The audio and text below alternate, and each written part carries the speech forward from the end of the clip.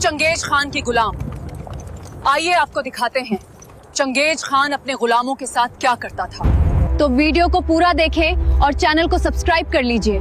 Mongolia के अनंत और वीरान मैदान, जहां सर्दियों में हवाएं हड्डियों को चीर देती हैं। आज से लगभग 800 साल पहले इन्हीं सर्द हवाओं के बीच एक ऐसी आंधी ने जन्म लिया था जिसने पूरी दुनिया का भूगोल और इतिहास अपने खून से सने हाथों से लिख दिया। एक ऐसा इंसान जिसके खौफ का आलम यह था कि लोग उसका नाम लेने से भी कांपते थे। उसने अपने जीवन में इतना खून बहाया कि पृथ्वी का तापमान तक गिर गया। इतिहास के पन्नों में उसे एक राक्षस, एक कसाई और एक महान विजेता कहा गया है। आज हम बात कर रहे हैं उसी खौफनाक शासक की जिसे दुनिया चंगेज खान के नाम से जानती है। तो हमारे इस चलचित्र की सदस्यता ले लें और अंत तक बने रहे, क्योंकि आज जो रहस्य आप जानेंगे वो आपके रोंगटे खड़े कर देगा। लेकिन मित्रों, क्या आप जानते हैं कि दुनिया की 22% आबादी पर राज करने वाला यह इंसान पैदाइशी राजा नहीं था। साल 1162 में जब इस बच्चे का जन्म हुआ तो उसकी मुट्ठी में खून का एक थक्का जमा हुआ था। मंगोल कबीले के पुजारियों ने भविष्यवाणी की थी कि यह बच्चा दुनिया को खून के समंदर में डुबो देगा। इस बच्चे का नाम रखा गया तेमुजिन। तेमुजिन का बचपन किसी महल में नहीं बल्कि मौत के साए में बीता। जब वह मात्र 9 साल का था तो एक दुश्मन कबीले ने उसके पिता येसुगेई को खाने में जहर देकर मार डाला। पिता की मौत के बाद उसके अपने ही कबीले के लोगों ने उसकी माँ होलुन और उसके छोटे भाई बहनों को मंगोलिया के उन वीरान और खतरनाक जंगलों में मरने के लिए बेसहारा छोड़ दिया। सोचिए उस 9 साल के बच्चे की मानसिक स्थिति। जो कल तक कबीले के सरदार का बेटा था, आज वो और उसकी माँ जंगली चूहों, जड़ों और सड़े हुए जानवरों का मांस खाकर अपनी जान बचा रहे थे। यहीं से तेमुजिन के अंदर पलने लगा वह शैतान जिसने बाद में दुनिया को राख में बदल दिया। ताइच्यूद नाम के एक क्रूर कबीले ने तेमुजिन को बंदी बना लिया और उसे एक गुलाम की तरह रखने लगे। उन्होंने उस छोटे से लड़के के गले और हाथों में लकड़ी का एक भारी पट्टा डाल दिया जिसे कांग कहा जाता था, ताकि वह कभी भाग न सके। कई महीनों तक तेमुजिन जानवरों की तरह जंजीरों में बंधा रहा और रोज कोड़े खाता रहा। लेकिन एक रात जब सारे पहरेदार शराब के नशे में धुत थे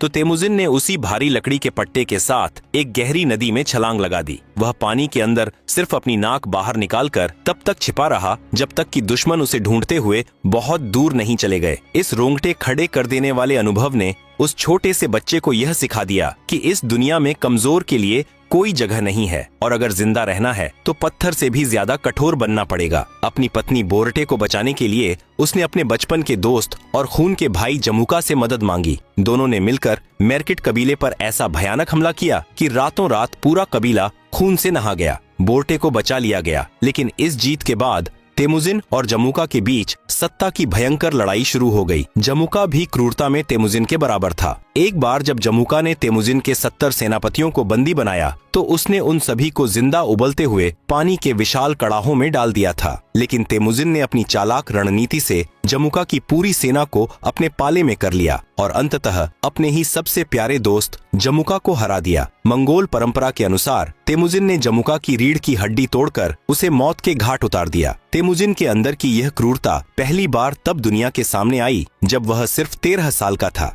शिकार के दौरान एक छोटी सी चिड़िया को लेकर उसका अपने ही सौतेले भाई बेख्तेर से झगड़ा हो गया। तेमुजिन ने बिना पलक झपकाए अपने ही भाई के सीने में तीर उतार दिया। यह सिर्फ एक हत्या नहीं थी, यह इस बात का ऐलान था कि तेमुजिन अब एक आम बच्चा नहीं रहा। उसके लिए रिश्ते नातों से बड़ा सिर्फ एक ही धर्म था, ताकत। धीरे धीरे तेमुजिन जवान हुआ। उसकी शादी बोरटे नाम की एक बेहद खूबसूरत लड़की से हुई, लेकिन उसकी किस्मत को चैन कहाँ मंजूर था। एक दिन दुश्मन कबीले ने उसके तंबू पर हमला किया और उसकी जान से प्यारी पत्नी बोरटे का अपहरण कर लिया। बस यही वो पल था जिसने एक अनाथ लड़के को चंगेज खान बनने पर मजबूर कर दिया। अपनी पत्नी को वापस पाने के लिए तेमुजिन ने अपनी बचपन की दोस्ती और कूटनीति का ऐसा जाल बिछाया कि उसने रातों रात एक विशाल सेना खड़ी कर ली। उसने दुश्मनों के कबीले पर ऐसा कहर बरपाया कि जो भी उसके रास्ते में आया उसे काट कर फेंक दिया गया। उसने अपनी पत्नी को तो वापस पा लिया, लेकिन अब उसे खून की लत लग चुकी थी। तेमुजिन अब रुकने वाला नहीं था। उसने मंगोलिया के आपस में लड़ने वाले हर छोटे बड़े कबीले को या तो अपने सामने घुटने टेकने पर मजबूर किया या उन्हें हमेशा के लिए मिट्टी में मिला दिया। साल 1206 तक आते आते मंगोलिया का पूरा परिदृश्य बदल चुका था। सारे कबीले एक हो चुके थे और इसी साल मंगोलों की एक विशाल सभा बुलाई गई। इसी सभा में तेमुजिन को एक नया नाम और एक नई उपाधि मिली, चंगेज खान, यानी पूरी दुनिया का राजा। अब मंगोलिया उसके लिए छोटा पड़ने लगा था। चंगेज खान की भूख अब पूरी दुनिया को निगलने की थी। चीन से लेकर ईरान तक और रूस से लेकर यूरोप की सीमाओं तक मौत का एक ऐसा तांडव शुरू होने वाला था जिसकी कल्पना इंसानियत ने कभी नहीं की थी। सबसे बड़ा और खौफनाक नरसंहार तब हुआ जब उसने ख्वारिज़म साम्राज्य यानी आज के ईरान, उज्बेकिस्तान और अफगानिस्तान के इलाके पर अपनी नजर मोड़ी। शुरुआत में चंगेज खान वहां के शाह अलाउद्दीन मोहम्मद के साथ शांतिपूर्ण व्यापार करना चाहता था। उसने रेशम और सोने से लदे 500 व्यापारियों का एक दल भेजा, लेकिन ओट्रार शहर के एक लालची शासक ने उन सभी व्यापारियों को जासूस बताकर उनकी बेरहमी से हत्या कर दी और उनका सारा माल लूट लिया। चंगेज खान को जब यह पता चला तो उसने कूटनीति का आखिरी रास्ता चुना। उसने 3 दूतों को शाह के दरबार में भेजा ताकि शांति से मामला सुलझ जाए, लेकिन शाह ने अपने घमंड में अंधे होकर एक दूत का सिर काट दिया और बाकी 2 की दाढ़ी मुंडवाकर तथा उन्हें जलाकर अपमानित करके वापस भेज दिया। यह मानव इतिहास की सबसे बड़ी भूल थी। चंगेज खान का क्रोध ऐसा भड़का कि उसने खुदा की कसम खाकर कहा कि वह इस साम्राज्य का नामो निशान हमेशा के लिए मिटा देगा। मंगोल सेना एक भूखे भेड़िए की तरह ख्वारिज़म पर टूट पड़ी। सबसे पहले ओट्रार शहर को राख किया गया और उस लालची शासक को जिंदा पकड़ लिया गया। चंगेज खान ने उसे सजा देने के लिए उसकी आंखों और कानों में खौलता हुआ पिघला हुआ चांदी डाल दिया ताकि उसकी लालच की प्यास हमेशा के लिए बुझ जाए। इसके बाद चंगेज खान बुखारा शहर पहुंचा। उसने घोड़े पर सवार होकर सीधे वहां की सबसे बड़ी मस्जिद में प्रवेश किया और पवित्र ग्रंथों को अपने घोड़ों के पैरों तले रौंदवा दिया। उसने वहां के लोगों से एक खौफनाक बात कही कि मैं खुदा का कहर हूँ और अगर तुमने पाप न किए होते तो खुदा मुझे तुम पर अजाब बनाकर न भेजता। मित्रों, जब चंगेज खान की सेना ने मंगोलिया की सीमाओं को लांघकर दुनिया के दूसरे हिस्सों की तरफ रुख किया तो बाकी साम्राज्यों को लगा कि यह कोई आम लुटेरा होगा जो लूट पाट कर वापस लौट जाएगा, लेकिन वो कोई आम इंसान नहीं था। वो एक चलता फिरता मौत का बवंडर था। इतिहासकार मानते हैं कि चंगेज खान की असली ताकत उसकी तलवार में नहीं बल्कि उसके शैतानी दिमाग में थी। उसने मनोवैज्ञानिक युद्ध का एक ऐसा तरीका इजाद किया था जिसे सुनकर आज भी लोगों की रूह कांप उठती है। जब मंगोल सेना किसी शहर को घेरती थी तो वो पहले से जीते गए शहरों के बेगुनाह कैदियों, बूढ़ों, औरतों और बच्चों को अपनी सेना के सबसे आगे खड़ा कर देते थे। इसे मानव ढाल कहा जाता था। जरा सोचिए उस खौफनाक मंजर को। जब किले की दीवारों पर खड़े दुश्मन के सैनिक मंगोलों पर तीर चलाते तो उनके अपने ही देशवासी, उनके ही भाई बंधु उन तीरों से छलनी होकर गिरते। इस दर्दनाक दृश्य को देखकर दुश्मन सेना का मनोबल पूरी तरह टूट जाता था। साल 1209 में तुंगुत साम्राज्य पर हमले के दौरान उसने 30,000 बेगुनाह लोगों को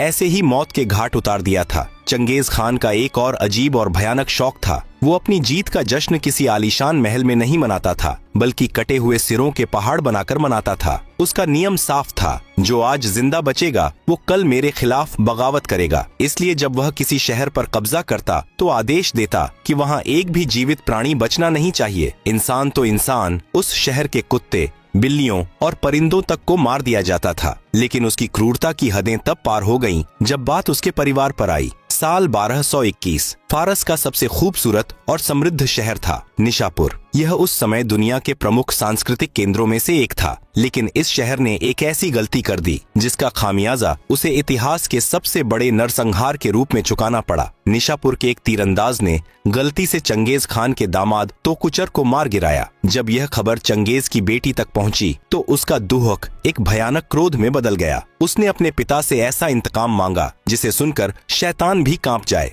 चंगेज खान ने अपनी सेना को आदेश दिया, निशापुर को नक्शे से हमेशा के लिए मिटा दो। अगले 10 दिनों तक निशापुर में खून की ऐसी नदियां बहीं कि वहां की मिट्टी लाल हो गई। करीब 17 लाख लोगों को बेरहमी से काट डाला गया। पुरुषों, महिलाओं और बच्चों के सिर काटकर अलग अलग पिरामिड बनाए गए। उस शहर की जमीन को इतना खोदा गया कि वहां दोबारा घास का एक तिनका तक न उग सके। चंगेज की बेटी खुद उस राख और लाशों के ढेर को देखने वहां गई थी। मनोवैज्ञानिक आज मानते हैं कि चंगेज खान एक मानसिक बीमारी का शिकार था, यानी उसे दूसरों को तड़पता देखकर खुशी मिलती थी। इसका एक खौफनाक सबूत यह भी है कि वो हाथियों को पकड़ने का आदेश देता और उन्हें एक ऊंचे पहाड़ से नीचे धकेल देता। जब वो विशाल जानवर पहाड़ से लुढ़कते, उनकी हड्डियां टूटती और वो दर्द से चिंघाड़ते, तो चंगेज खान पहाड़ की चोटी पर बैठकर शराब पीते हुए जोर जोर से हंसता था। उसे लगता था कि कुदरत के सबसे ताकतवर जीव भी उसके आगे बेबस हैं। लेकिन मित्रों, कहानी का एक दूसरा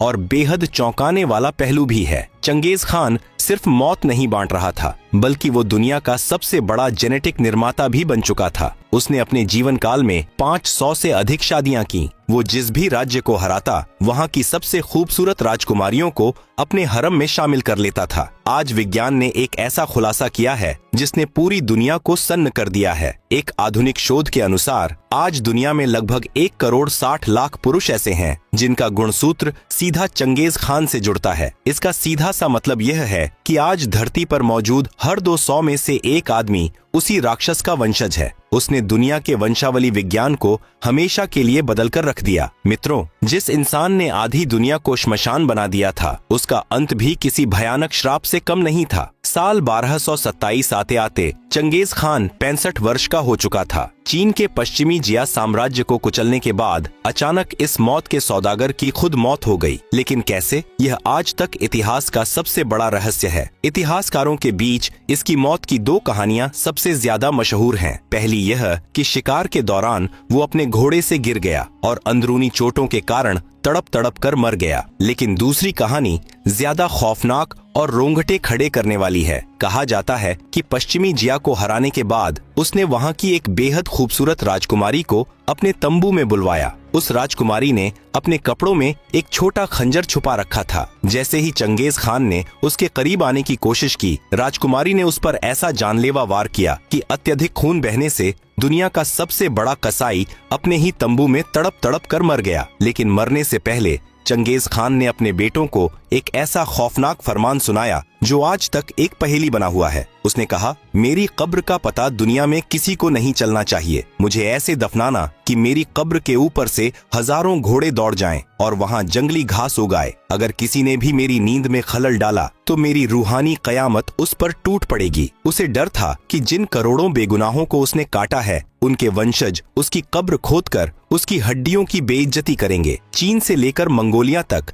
चंगेज खान के शव को एक विशाल ताबूत में रखकर ले जाया गया। यह कोई आम अंतिम यात्रा नहीं थी, यह मौत का जुलूस था। उसके बेटों का आदेश था कि रास्ते में जो भी इंसान, जानवर या परिंदा नजर आए, उसे तुरंत मार डालो। उस ताबूत के रास्ते में पड़ने वाले हर गांव को जला दिया गया। खेतों में काम करने वाले किसानों के सिर काट दिए गए और व्यापारियों को तीरों से भून दिया गया। सिर्फ एक शव को छुपाने के लिए रास्ते में लगभग 20,000 बेगुनाह लोगों की बलि चढ़ा दी गई। आखिरकार वह खूनी काफिला मंगोलिया की बुरखान खालदुन पहाड़ियों के एक गुप्त स्थान पर पहुंचा। यहाँ 2000 गुलामों से एक बेहद गहरी कब्र खुदवाई गई। चंगेज खान को उसके बेशकीमती हथियारों, दुनिया के 72 देशों से लूटे गए अरबों की संपत्ति और 40 जीवित लड़कियों के साथ दफना दिया गया। लेकिन अपनी कब्र का रहस्य छुपाने के लिए मंगोलों ने जो किया वो इंसानी सोच से परे था। जैसे ही कब्र का काम पूरा हुआ, मंगोल सैनिकों ने उन 2000 गुलामों के सिर धड़ से अलग कर दिए ताकि वो किसी को कब्र का रास्ता न बता सकें। इसके बाद राजधानी लौटते ही जश्न के बहाने एक दूसरी सैन्य टुकड़ी ने उन सैनिकों को भी घेर कर मार डाला जिन्होंने गुलामों की हत्या की थी, और फिर उन मारने वाले सैनिकों को भी खत्म कर दिया गया। मौत का एक ऐसा अंतहीन सिलसिला चला जिसमें कब्र का राज हमेशा के लिए दफन हो गया। कहा तो यह भी जाता है कि मंगोलों ने एक पूरी नदी का बहाव मोड़कर चंगेज खान की सूखी कब्र के ऊपर से गुजार दिया। आज उस जगह पर सिर्फ पानी बहता है, न कोई पत्थर, न कोई निशान, बस बहता हुआ पानी और उसके नीचे दबा दुनिया का सबसे बड़ा अनसुलझा खजाना। आप सोच रहे होंगे कि आज की आधुनिक तकनीक के दौर में भी इस कब्र को क्यों नहीं ढूंढा जा सका। इसका कारण है एक खौफनाक श्राप का डर। बात साल 1941 की है, जब सोवियत रूस के तानाशाह जोसेफ स्टालिन ने उज्बेकिस्तान में मौजूद मंगोल वंशज तैमूर लंग की कब्र खुदवाने का आदेश दिया था। स्थानीय मुस्लिमों ने चेतावनी दी थी कि कब्र पर लिखा है, जिसने मुझे जगाया वो ऐसी कयामत देखेगा कि दुनिया कांप उठेगी। लेकिन स्टालिन ने किसी की नहीं सुनी। 19 जून 1941 को कब्र खोली गई और मित्रों, ठीक 3 दिन बाद 22 जून 1941 को एडोल्फ हिटलर ने रूस पर हमला कर दिया। इसमें करोड़ों रूसी मारे गए। लोगों का मानना है कि अगर सिर्फ तैमूर की कब्र खोलने से द्वितीय विश्व युद्ध भड़क सकता है, तो सोचिए अगर चंगेज खान की कब्र खुल गई तो दुनिया का क्या हश्र होगा। शायद कोई ऐसा दानव बाहर निकले जो पूरी इंसानियत को ही निगल जाए। मंगोलिया में आज भी 240 वर्ग किलोमीटर का एक इलाका है जिसे एक खोरिग यानी महान वर्जित क्षेत्र कहा जाता है। पिछले 800 सालों से यहाँ किसी भी आम इंसान का जाना सख्त मना है। दरहात नाम का एक कबीला आज भी इसकी रखवाली करता है, जिनका काम पूजा करना नहीं बल्कि इस जगह को दुनिया की नजरों से बचाना है। 1990 के दशक में कुछ विदेशी टीमों ने गुरवान गोल परियोजना के तहत उपग्रह और अन्य उपकरणों से इस कब्र को ढूंढने की कोशिश की। उन्हें जमीन के नीचे कुछ अजीब चीजें मिली, लेकिन तभी अचानक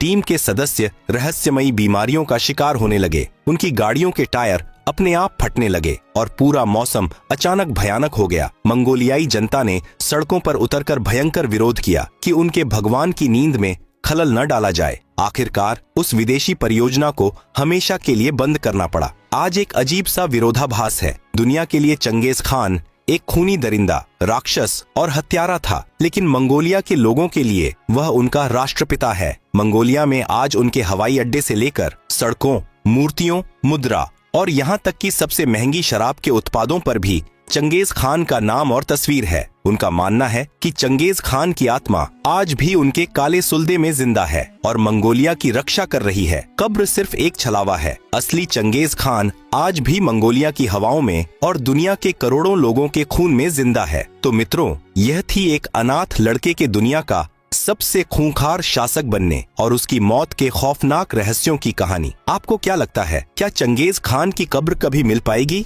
या उसे हमेशा के लिए जमीन की गहराइयों में ही रहना चाहिए? अपनी राय हमें टिप्पणियों में जरूर बताएं। अगर आपको यह कहानी पसंद आई हो तो इसे पसंद करें, साझा करें और हमारे मंच की सदस्यता लेना बिल्कुल न भूलें। मिलते हैं अगली कहानी में किसी और रोंगटे खड़े कर देने वाले ऐतिहासिक रहस्य के साथ। तब तक के लिए अलविदा।